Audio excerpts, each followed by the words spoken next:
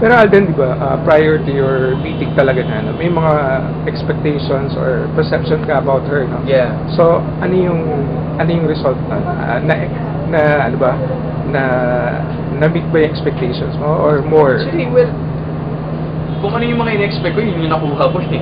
Yun what you... talaga?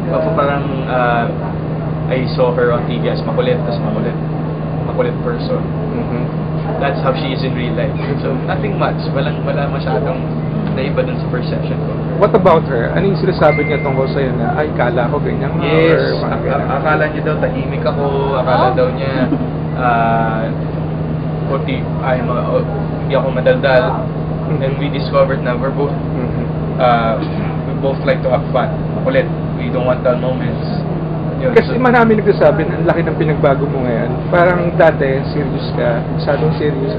I don't know if the roles or ano. Pero ngayon kasi, lumalabas yung pagkakenggoy mo, nagka-ano ka na, nag-make face ka na, kino-convert mo na Parang yung mukha. nag-loosen up ka. Oo. I mean, that's the real me. Off cam. And my family, my closest friends knows that it's just that parang mas masarap ilabas yung natural. Yung yourself. Be true to who you are. Kasi people will love you to this, through that too. So, yun yung ginagawa ko yun. That's why I'm enjoying every bit of it. I'm enjoying every bit of the situation.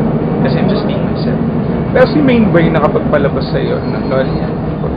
Or yung Eat Bulaga? Well, Eat Bulaga, Serye, and kumbaga the situation made me myself. Parang binuuna niya ako eh. Doon na lumabas yung sense of humor ko na tinatago ko for the longest time. Tinago talaga. Tinago.